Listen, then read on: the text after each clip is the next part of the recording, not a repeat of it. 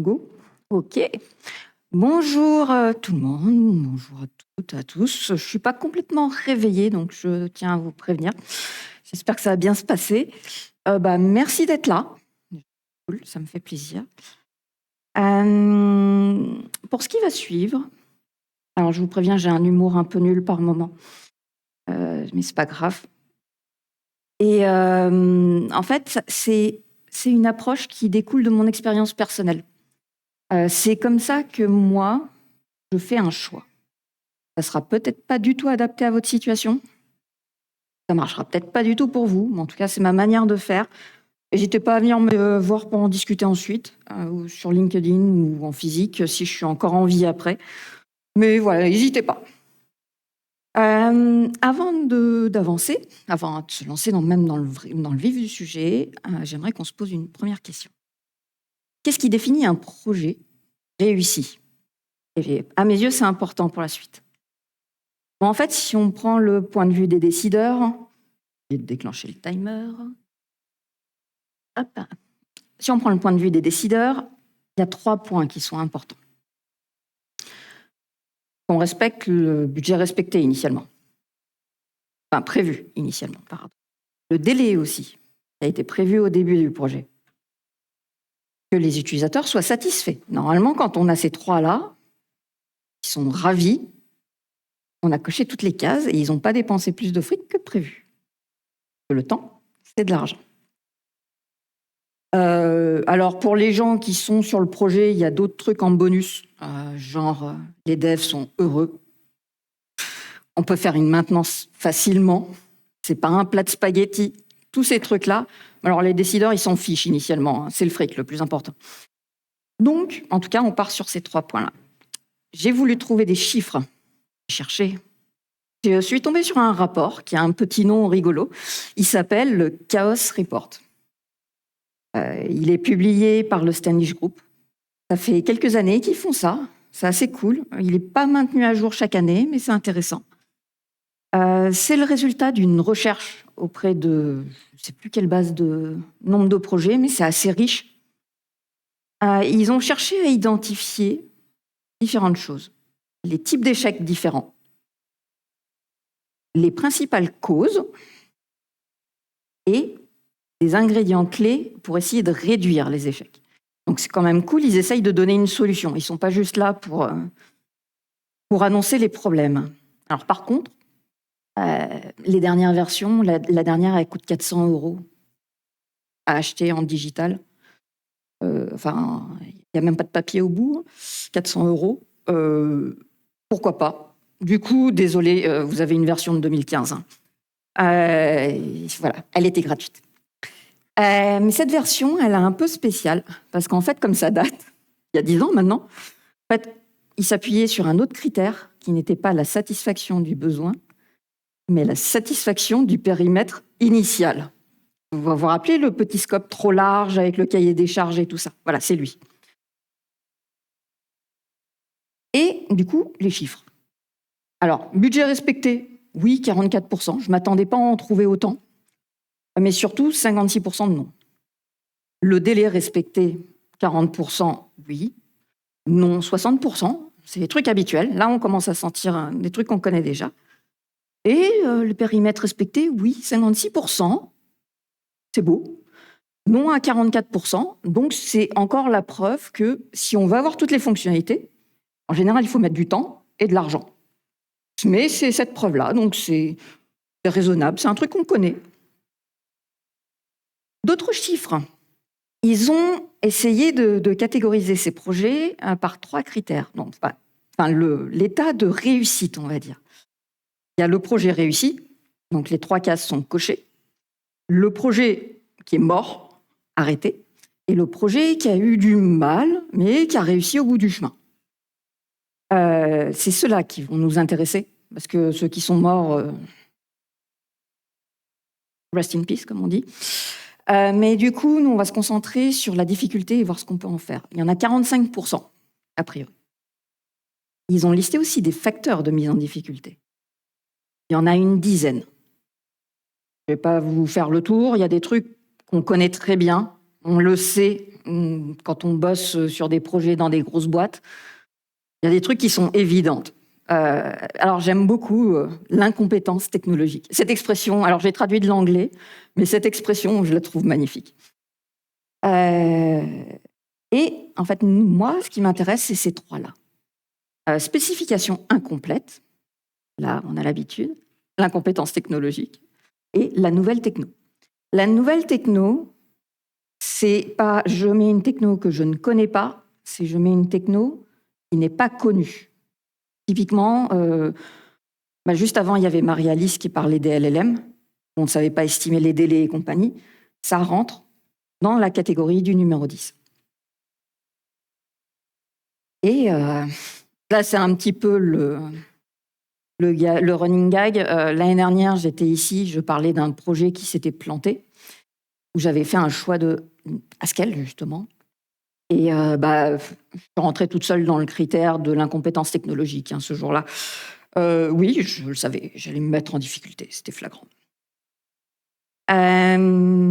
Donc, pour réussir un projet, on va faire attention aux besoins flous et aux choix technologiques non maîtrisés.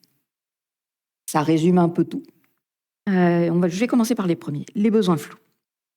Un jour, j'étais en ESN à l'époque, j'ai un client qui m'a dit « J'ai besoin d'un bouton pour télécharger un CSV. » Ok. Mais pourquoi ? À quoi va servir ce CSV en fait ? Pourquoi ? C'est pour le coller dans Excel. Ok. C'est mignon, je m'en doutais. Mais du coup, l'Excel sert à quoi ? Continue. Bon, je m'en sers pour faire des rapports, pour générer des résultats comparatifs sur les 3 derniers mois. Okay. Très bien. Et t'en fais quoi de ces trucs-là ? Je les colle sous forme de camembert dans un rapport slide que j'envoie. Oui, stakeholder. Ok. Donc, c'est mignon. On est passé de j'ai besoin d'un bouton pour télécharger un CSV à j'envoie un rapport comparatif tous les mois des 3 derniers mois.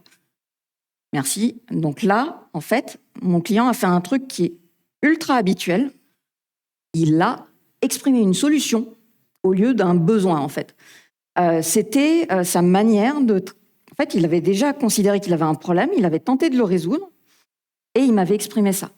Alors, j'aurais très bien pu lui fournir son CSV, aucun souci, mais bon, si ça se trouve, je peux faire mieux, quoi. Et pour répondre à ça, ce qui s'est passé, où j'ai pas arrêté de lui dire oui, mais pourquoi ? Ça a un nom, ça. Et 5 pourquoi ? Alors, on dit 5. Potentiellement, ça peut être moins ou vachement plus. Ça dépend à quel point la personne qui répond aux questions tourne autour du pot.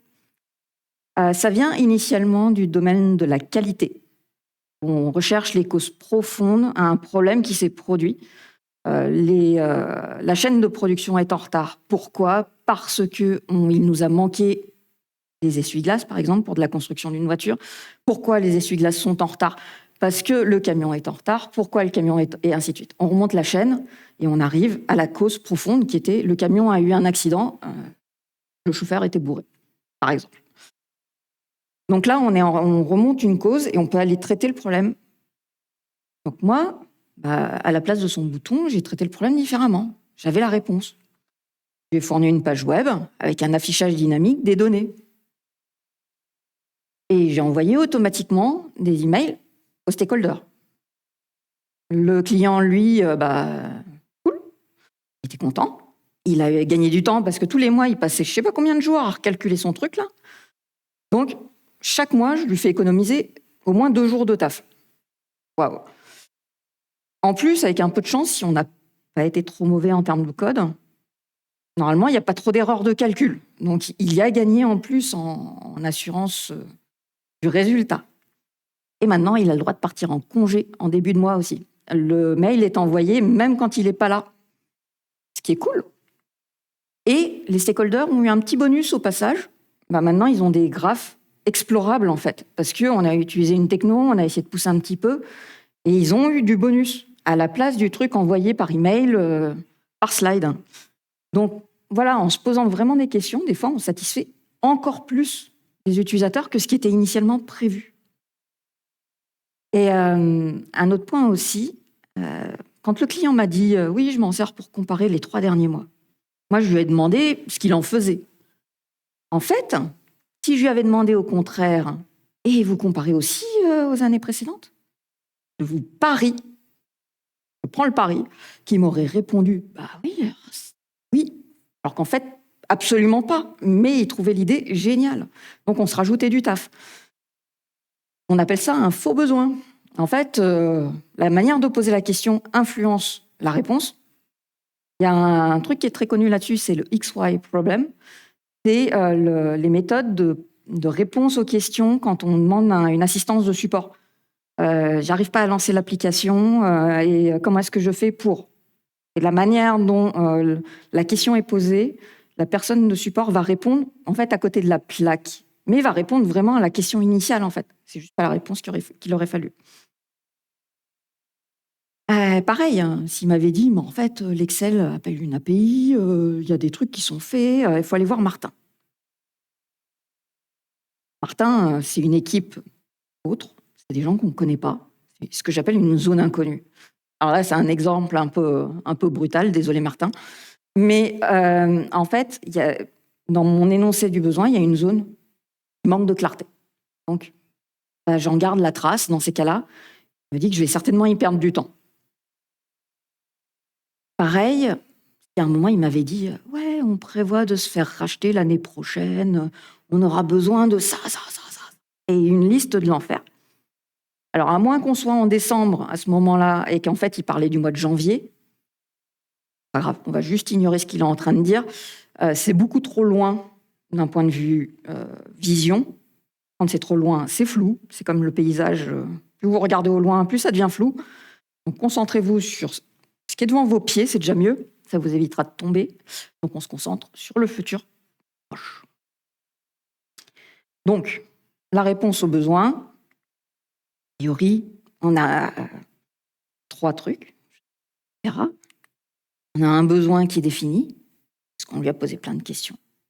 Avec un peu de chance, suite aux questions, on a obtenu des priorités aussi. Pas rentrer dans le détail, si vous connaissez la méthode Moscow, ça peut servir à faire ça. MOSCOW, ça prenait trop de temps de rentrer dans le détail là-dessus. Must, should et won't, have. Ça permet de codifier un peu les besoins. On se dit qu'on peut commencer à se lancer dans le choix. On est dans le vif du sujet. En fait, non, désolé. D'abord, on va se concentrer sur... continue à chercher à savoir où on va. On va regarder les objectifs à atteindre. Les objectifs à atteindre. En fait, c'est comme une user story, en fait. D'un point de vue produit, quand on vous donne un besoin, vous posez des questions. On vient de le faire un peu, là, on a clarifié. Mais aussi, vous estimez des critères d'acceptation. Ces trucs-là, c'est important pour dire « Ok, j'ai réussi à répondre aux besoins », parce que sinon, vous répondez d'une manière, ce n'est pas du tout ce que le client voulait, vous êtes à côté de la plaque. En fait, les critères d'acceptation, ça sert absolument à tout. Ils s'expriment sous la forme de « étant donné que »,« lorsque »,« alors ». On les exprime rarement sous cette forme-là, hein, soyons honnêtes. Ça, c'est la forme officielle. Étant donné que je suis admin, lorsque j'ajoute un utilisateur, alors il reçoit un email pour se connecter, par exemple. Ça, c'est ce qu'on espère. Pareil, techniquement, on peut dire, étant donné qu'un backup a été fait à 3 heures du matin et que les données ont été corrompues à 9 heures, lorsque j'injecte le backup de 3 heures du matin, je récupère mes données avant, celles qui ont été sauvegardées, et j'ai perdu ce qui s'est passé entre. C'est un attendu qui est ferme, qui est précis. S'il est acceptable pour votre projet et vos utilisateurs, c'est le besoin auquel vous devez répondre. Pareil, on va prendre une API, et dans ce cas-là, c'est un truc qu'on voit souvent dans les docs. C'est le SLA, le Service Level Agreement. En fait, c'est juste la même chose, écrit un peu autrement. On a des temps de réponse de moins d'1 milliseconde jusqu'à 100 requêtes par seconde, par exemple. Et on tamponne, c'est une garantie. Pareil, on vous dit mes endpoints sont idempotent, c'est-à-dire que si on les appelle avec la même requête, ils vont avoir le même comportement. Ok, génial. C'est important quand même de clarifier ces trucs-là. Et ça permet surtout de se concentrer sur la valeur à apporter. Parce que nous, en tant que dev, on est là pour une chose, apporter de la valeur et répondre à un besoin. Sinon, on fait du code dans le vide, en fait. Tu pourrais me passer J'ai oublié ma flotte. Merci beaucoup. Pareil, souvent sur un projet, dans une société quelconque, on a des contraintes qui sont impossibles à ignorer.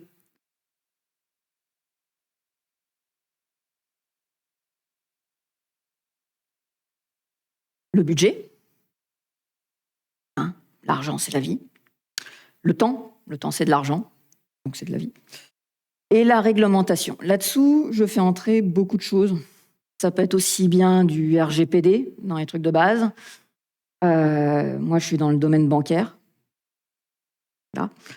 Dans le domaine bancaire, on a toute la réglementation bancaire mondiale qui vient par-dessus. Si on ne respecte pas cette réglementation, on perd notre agrément d'établissement bancaire. On ferme la boîte. C'est une contrainte importante. Bien sûr, il y en a bien d'autres et ça dépend de votre contexte. Ça, d'ailleurs, c'est une phrase que ça dépend. Je vais la ressortir souvent. Si on prend le point du budget ou du temps, d'ailleurs, les gens font souvent un mix là-dessus, donc je ressentais le besoin de le clarifier. Pour moi, il y a 3 moments à différencier. Quand on met en place quelque chose, quand on maintient quelque chose, et en cas de problème. La mise en place, par exemple, c'est on va appeler un nouveau service tiers, on va ajouter leur API dans notre SI, on implémente les premiers appels, tout ça, c'est en route, c'est en prod. La maintenance, le code est en prod, les endpoints changent, on a des petites modifications, on ajoute des fonctionnalités, il y a des améliorations, des trucs comme ça. Hop, je suis allée trop vite. Le problème, le service tiers fait un downtime de 2 heures, par exemple. Vous allez devoir investir du temps, potentiellement, ou croiser les doigts pour qu'ils résolvent le problème plus vite. Mais voilà, on va passer un peu de temps là-dessus. Et sinon, il y a pire, le service tiers, la boîte fait faillite. Là, vous avez gagné le droit de recommencer au début de la boucle. Vous allez y passer du temps. Et souvent, je l'ai eu, un nombre incalculable de fois celle-là. On va le développer en interne, ça coûtera moins cher que l'abonnement. Et moi, j'ai une base de calcul. Un jour de dev, quel que soit le profil de la personne qui le fait, donc c'est une grosse moyenne, hein, c'est 500 € jour. 2 personnes, temps plein, pendant un trimestre, 500, fois 2, fois 20 jours. Pareil, moyenne, fois 3 mois. Ça fait 60 000 €. C'était la mise en place.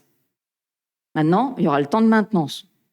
On rajoute. Peut-être qu'en fait, l'abonnement à quelques centaines d'euros par mois et un peu de dev au début, finalement, n'était pas si pire, en fait. C'est un souci d'un point de vue décision, souvent, parce que ça n'atterrit pas sur les mêmes lignes comptables, en fait, du budget.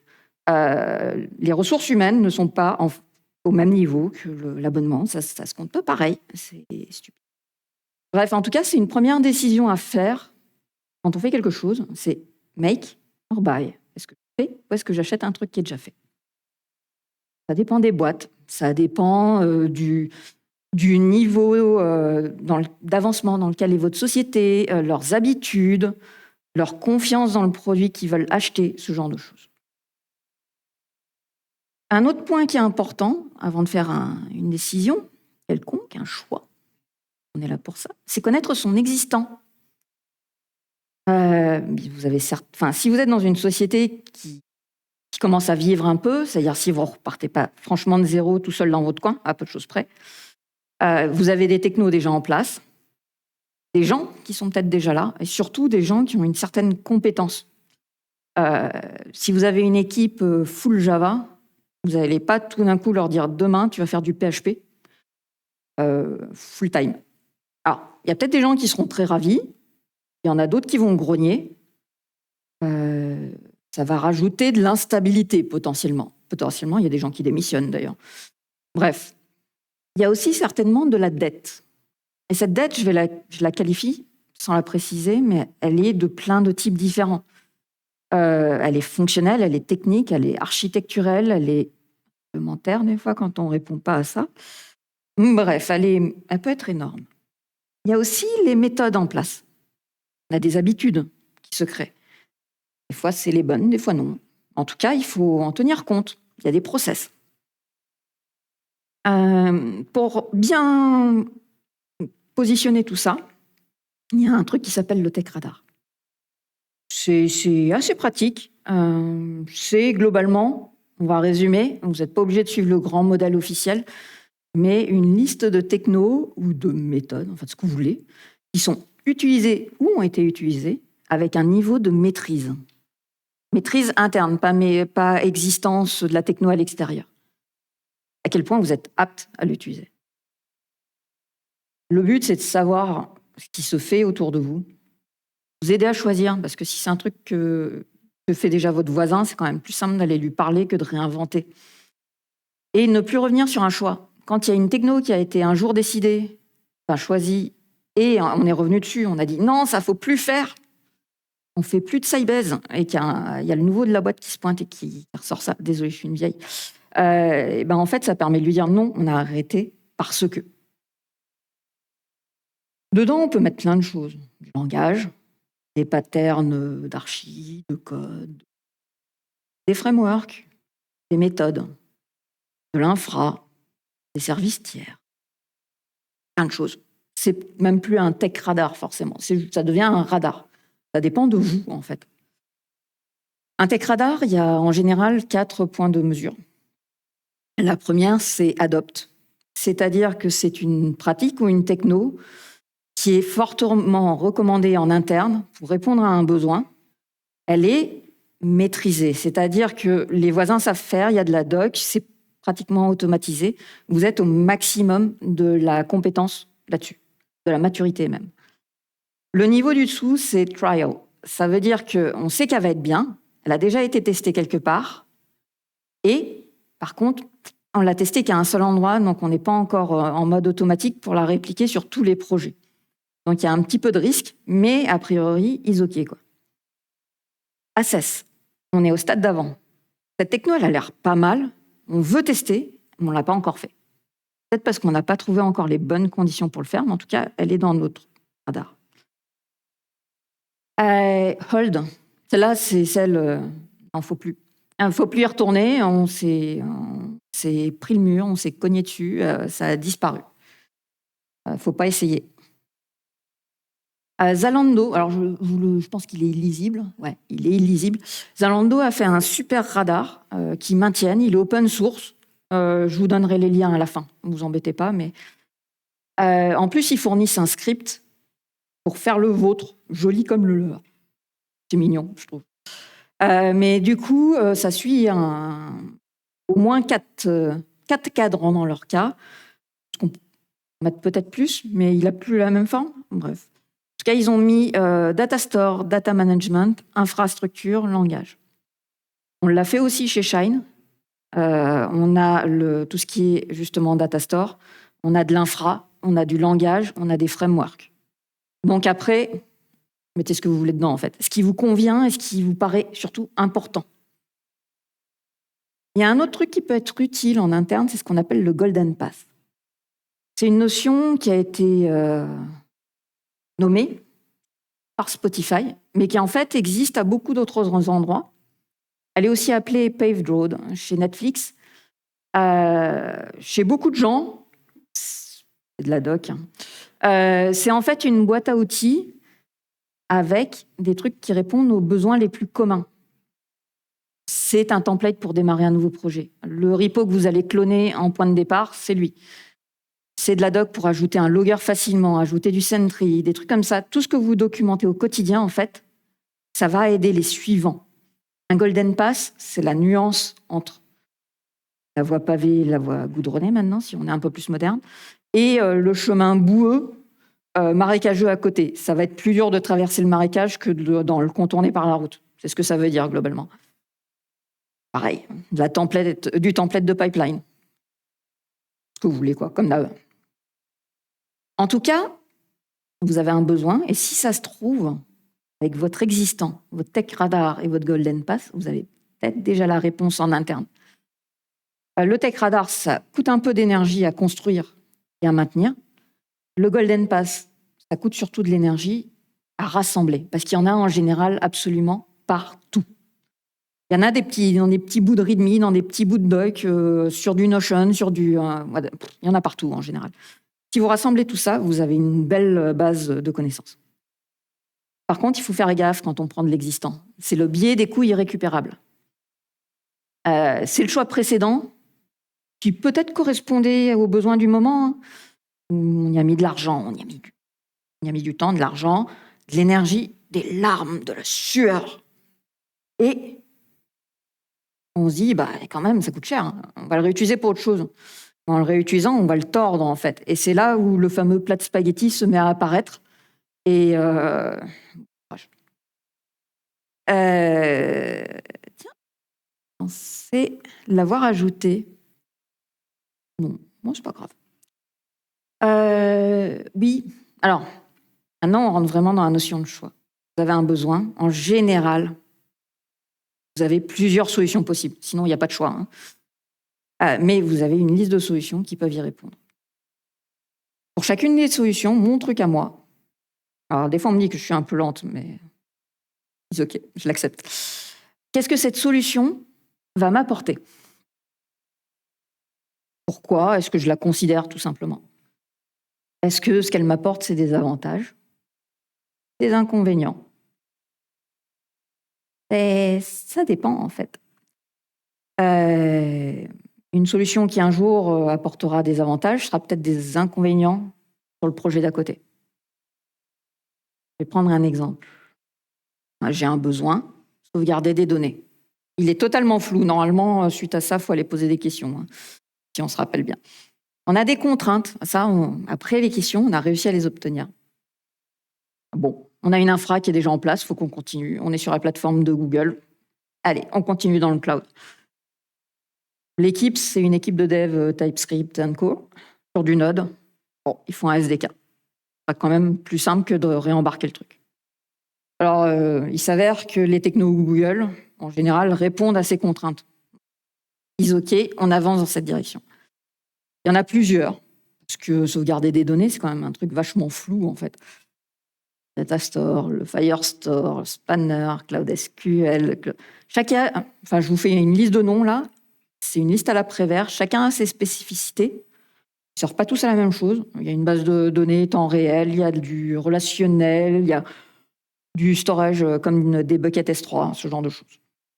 Bref, ça dépend du besoin. Mais en tout cas, je vais prendre la première. Cool. Auto-manager, pas de downtime, je suis heureuse. C'est une base de données documents, donc quand je fais une requête, la réponse prendra toujours le même temps, quel que soit le volume de données qu'il y a dedans. Ou de vitesse d'écriture, je suis happy. Quota gratuit, puis pay as you go. Okay. Pas de relationnel, base de données documents, donc s'il y a besoin de faire du relationnel, on le fera à la main. Pareil, pas de système d'index naturel. Si on veut définir un index sur une propriété, il faut y penser au moment du code et le déployer. Il va les processer. Pas de schéma, hein, on est en document. Si on reprend avantages, inconvénients. Bon, ceux-là, je suis très contente. Ils sont là, tout va bien. Ça me fera du taf en moins. Quota gratuit, oui, c'est toujours bien. On est d'accord, pas dépenser d'argent. Pas de relationnel. En fait, il s'avère que, en première approche, mon domaine, il a l'air plutôt fortement relationnel. Donc, je ne sais pas trop si ça ira. Donc, je le mets dans les inconvénients. Pareil pour la recherche par index. Ça va peut-être me coûter cher d'indexer tous les trucs dont j'ai besoin. Je me pose cette question-là. Ce qui m'alaise, bon, c'est pas terrible, mais on fera avec. Pay as you go, c'est un truc personnellement, ça me fait penser à ça. On est gratuit au début, puis tout d'un coup, on met le truc en prod, et puis on a des gens qui débarquent et bam, on a une facture au bout du chemin. C'est le phénomène AWS. Tout va bien et après, on se prend 50 000 € de facture et on ne comprend pas pourquoi, quoi. Donc, j'aime pas le pay as you go. Bon, reprenons. Les questions à se poser. Est-ce que ça répond aux besoins? Est-ce que ça répond aux contraintes? Est-ce que les inconvénients sont acceptables? Et c'est là, en fait, ce que c'est important. Est-ce que ça répond aux besoins? Sauvegarder des données? Oui. GCP, enfin le data store, y répond. Est-ce que ça répond aux contraintes? Bon, ça faisait partie du choix initial, oui. Est-ce que les inconvénients sont acceptables? On va réfléchir. Schema-less, on est en TypeScript. On va essayer de coder pas trop comme des cochons, parser nos données, les valider, et on devrait survivre. Ça va nous demander du taf en plus, parce qu'on n'a pas forcément un ORM clean par-dessus, mais on devrait y arriver. Et as you go, vous connaissez mon point de vue là-dessus. Pas de relationnel du coup, et l'indexation un peu costaud,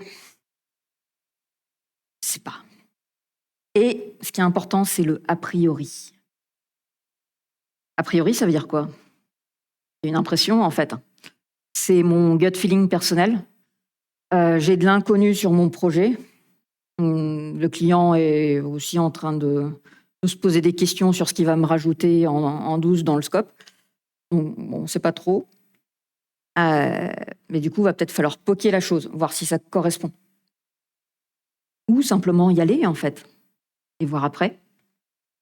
Je suis désolée de vous le dire, mais il n'y a pas de silver bullet. Le truc magique qui marche à tous les coups, on va devoir se poser la question de est-ce que les inconvénients listés sont acceptables? S'il y en a un qui est non acceptable dans la liste, c'est mort. Vous passez au choix, à la solution suivante.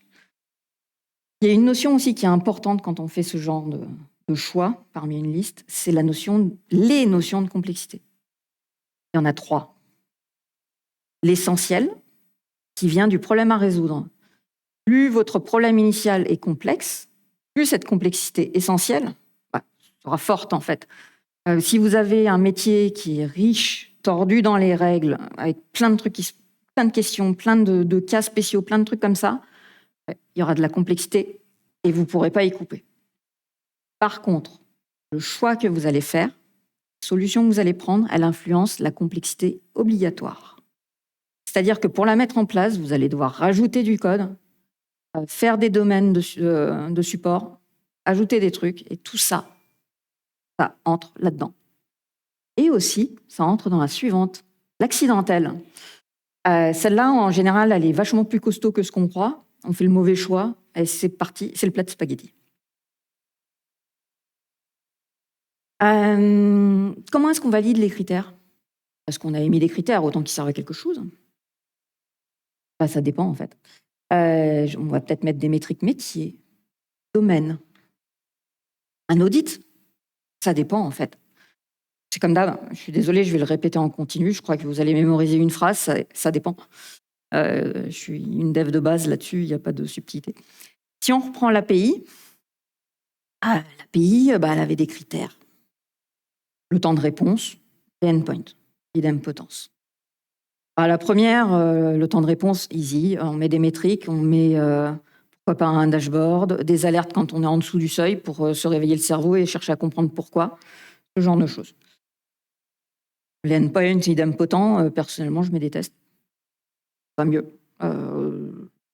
Après, on peut rajouter d'autres trucs. Pourquoi pas des métriques métiers si vous avez envie. Mais globalement, déjà, les tests, ça serait déjà bien à beaucoup d'endroits. Et à quoi mesurer et comment? Je vous la refais pas. Enfin, si, je vous la refais. Toujours pas de silver bullet, hein, ça dépend. Les questions à se poser. Comment on met en place? Parce que pour chaque solution, il faut se poser la question de comment est-ce que je vais l'intégrer, en fait.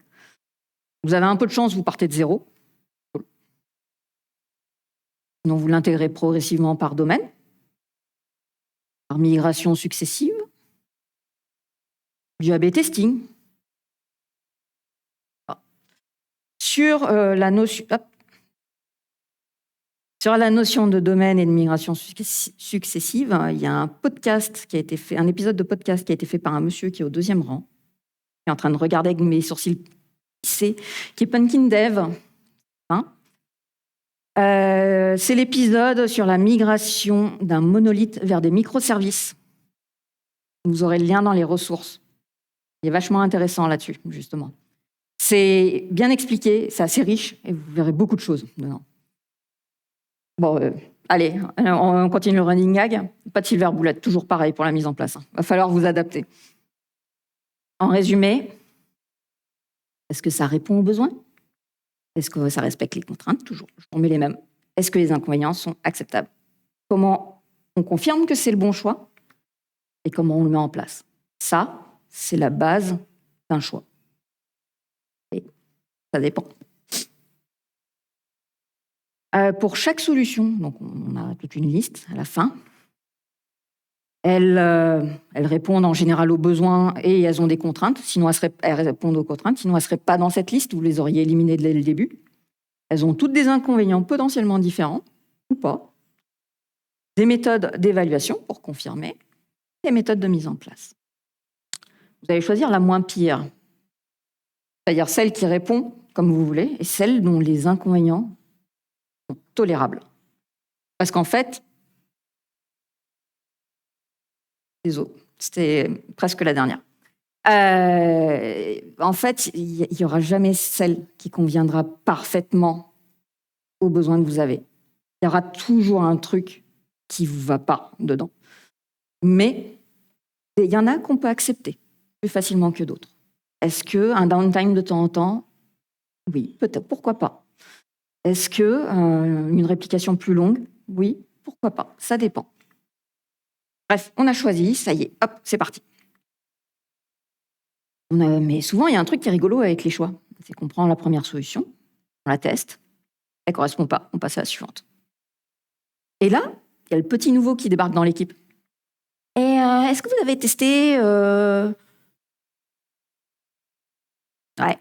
Et ça arrivera tout le temps, en fait. Il y a toujours quelqu'un, potentiellement, d'ailleurs, c'est vous-même qui avez fait vous-même le choix, qui reviendra sur la première décision où on se demande « Mais est-ce que j'ai bien tout vérifié ? Mais ce truc-là, est-ce que je l'avais testé ? Mais pourquoi ça ne marchait pas déjà ?» On reviendra toujours en arrière. C'est valable quand on code au quotidien et c'est valable quand on choisit une solution. Donc, personnellement, moi, je trace. Alors, j'aime pas écrire de la doc, j'aime pas. Mais ça fait partie des points de survie, en fait, où il n'y a pas le choix. Quand on écrit pourquoi un truc s'est passé, en fait, on ne revient plus dessus, sauf s'il y a un vrai besoin, en fait. Et pour ça, il y a ce qu'on appelle les Decision Records. On connaît surtout le nom ADR, Architecture Decision Record, mais en fait, ça peut s'utiliser pour tout. Dedans, il y a un titre, le truc que vous décidez. Son statut, accepter, refuser, annuler, remplacer par autre chose, ce que vous voulez. Une date, souvent aussi avec, ça va mieux. Une description du truc. Le problème auquel on répond, l'argumentaire, et puis vivez votre vie. Des fois, c'est la suite, c'est pourquoi est-ce qu'elle est annulée, finalement, pourquoi est-ce qu'elle est rejetée, ce genre de choses. Donc, on se lance dans la mise en place. On a une méthode qui a été définie, on a des moyens de mesure qui ont été définis, on met tout ça en place, on y va. Est-ce que la méthode est adaptée? Oui, cool, on continue. Non, perdu, on adapte la méthode, on trace, on recommence. Est-ce que la solution, par contre, est adaptée? Et ça, c'est plus embêtant. Ah, il me manque des slides. En fait, il y avait un oui, tout va bien. On trace la raison. Non. En fait, là, on revient en arrière, on prend la solution suivante et on recommence. Et on trace pourquoi, en fait. C'est ce que je disais au début de ce paragraphe. Et on itère jusqu'à ce que le besoin soit satisfait, en fait. C'est notre objectif. Et notre objectif, c'est de le faire rapidement. Il y en a un qui a dit les mots en même temps que moi, je le vois.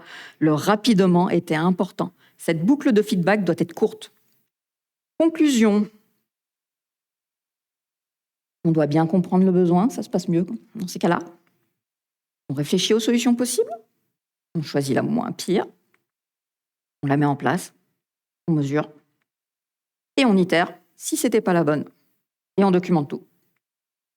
Et vous inquiétez pas, c'est OK de se planter. Hein. Je me suis planté, j'ai mis du Haskell, c'était une mauvaise idée. Ma boucle de feedback était trop longue à l'époque. J'aurais dû changer d'avis. J'ai essayé Haskell, je connaissais pas Haskell, c'était perdu. Je me suis battu, j'ai mis de la sueur, des billets, des coûts irrécupérables, tout ça là, tout le truc dont j'ai parlé là, tout était dedans. Voilà, ça nous arrive, c'est OK. Moi j'ai planté une boîte, j'ai trop attendu. La boucle de feedback était vraiment trop longue. Mais pas que, mais il y avait d'autres trucs. Ils OK. Tiens, un chien mignon, c'est cool. Mais c'est parce que je voulais appeler le talk Master of Silver Bullets.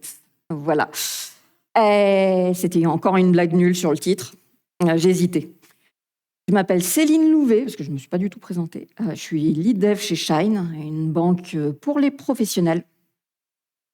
Au quotidien, je suis une dev plutôt back-end sur de l'archi-cloud. Et du CQRS, des bêtises comme ça. Je suis surtout sur de la recherche de stabilité et de qualité sur mon quotidien. Donc, j'ai testé les projets où je lance le projet, je ne suis pas bonne à ça. C'est pas une bonne idée. Donc, voilà. Et vous pouvez me contacter si vous avez envie. Et sinon, je fais partie de l'association Yeso lyonnaise, initialement, qui est là pour pousser, en fait, pour augmenter, on va dire, le nombre de femmes dans la tech. Parce que pas bien nombreuses. Je suis contente, je vois des femmes sur place. On aimerait être un peu plus. Donc, on a des activités autour de nous. Si vous voulez nous rejoindre, une association bénévolat, si vous êtes prêts à nous soutenir, allez-y, venez discuter. Voilà, merci pour votre attention. Il reste 2 minutes.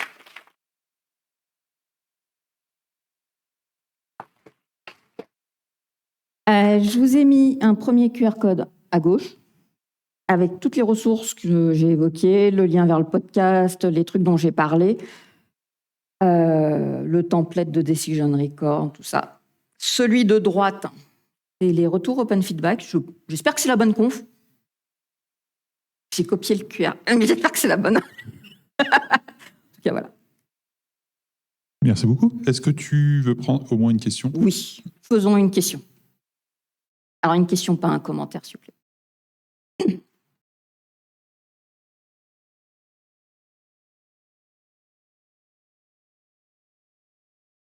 Bonjour, merci beaucoup pour ta présentation. Pourquoi Haskell à l'époque ?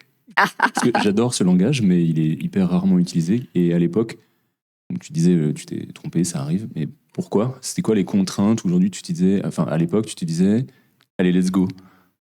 Alors, j'en ai parlé pendant 50 minutes l'année dernière dans la salle en bas. Donc, la réponse, je vais la faire très courte. Pourquoi ? Parce que j'avais envie. J'ai fait une liste de choix entre divers langages. Et en fait, j'avais déjà un billet de départ. Une techno que j'avais envie d'essayer. J'étais convaincue par la techno que je voulais. Ma liste de choix, justement, était complètement foireuse. Donc les inconvénients, ils n'étaient pas là, en fait. Hein. Il y avait juste les avantages. J'y vais. C'était génial, j'ai appris vachement de trucs. J'ai sué très fort, j'ai eu très mal à la tête. Et j'ai été lente à dev. Mais principalement parce qu'il fallait que j'apprenne le langage. Ça répondait sans problème aux besoins, mais j'avais oublié de compter les 4 mois de montée en compétences au début, en fait, au moins. La boîte a coulé avant que je monte vraiment en compétences jusqu'au bout. Voilà, vous aurez plus de détails dans l'autre talk. Highway to Fail. C'est pareil, hein, désolé, encore un jeu de mots pourri. Voilà, et c'était un fail annoncé. Haskell. J'adore Haskell, hein, je ne reviendrai pas dessus. Ça a changé ma manière de coder. On est tout bon ? Merci beaucoup. Merci à toi.